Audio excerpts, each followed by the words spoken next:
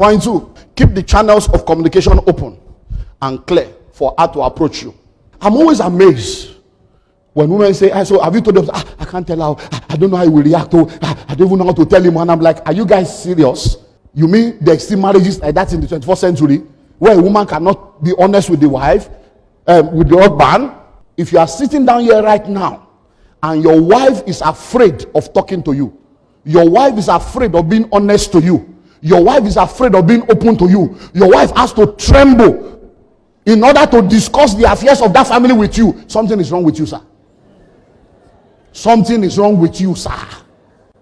And let me tell you something, you will suffer. Let me tell you, will suffer. Because the greatest thing you can do in your life is to love your wife. I have said it, I will repeat. Men don't do amugo. Men don't do amugo. So all this girigaga, you will suffer. Because an African woman has a resilience, especially when children are involved. She will stay in that marriage and endure all the nonsense you are giving to her because of the children. But as those children use your money to graduate, your money, you send them to the best school with your money, but you are insulting their mother. When they why do you think Mother's Day is more popular than Father's Day? Why do you think people love their mother more than their father? It is the man that pays house rent. It is the man that pays school fees. It is the man that, but the woman is the one that gives them breast. So everything, they were in our womb. They were not in your womb. They came out of her. They didn't come out of you. All you did was sow a seed and walk away. Antenatal, you did not go. Labor room, you were not there. When they are going to school, PTA, you refuse to go. School run, you refuse to go. Do homework, you refuse to do. Home by law. See your life. See your life. And then the children you labored over will not say, I love my mommy more than my daddy. When it's time to discipline them, the woman will not discipline them. I will report to your daddy. Your daddy will soon come. Now you be disciplined. So they are setting you up for shame.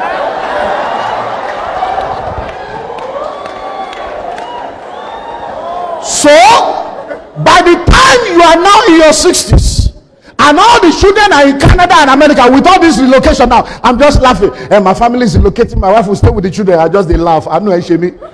I'm sorry for you. You will become a visitor in your own family very soon. By the time you are now old and the children start giving birth to children, what will your wife do? She will now be going for Mugo. 6 months in London, 6 months in Canada, and they will now leave you at home. Old man like vegetable. And they will just look for one small nurse. They'll be paying her 40,000 to take care of you, and they will nurse your life to hell. So keep the line of communication open. Love your wife. Let her express herself. Listen to her. Because communication is key in any relationship that wants to succeed. If there is no effective communication in your relationship, forget it. You are fooling yourself.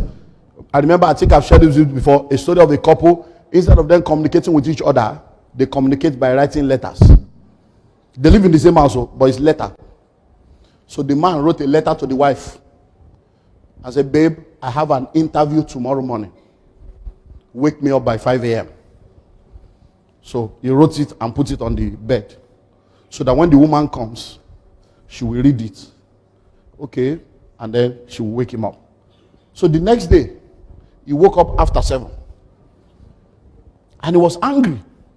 I told this woman to wake me up by 5 a.m. By the time he woke up, he was angry, and then he saw a paper by the side of the bed. It's 5 a.m. Wake up.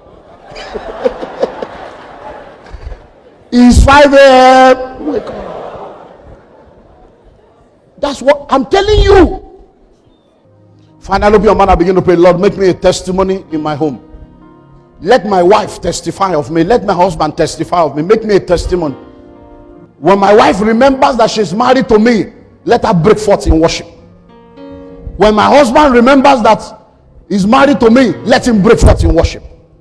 Let him be grateful and be thankful every day. Make me a testimony. In the name of Jesus. One more prayer. The opposite of what we have just prayed. A man came to church one day, and the pastor said, Whatever burden you have in your life, cast your burden upon the Lord, and God will take care of it. So when you get home, lift your burden to the Lord, and God will take care of your burden. And when the man got home, he lifted up his wife, and the wife was thinking it was an act of love. He said, why are you lifting me up? He said, pastor said we should lift up our burden to the Lord. You are a burden in my life. I'm lifting you up to the Lord. You are going to pray, Lord, I refuse to be a burden in my life. In every relationship in my life, I refuse to be a burden. Open your mouth and pray. In 2020, I will not be a burden to my husband.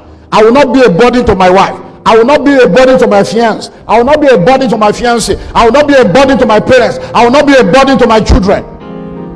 I refuse to be a burden.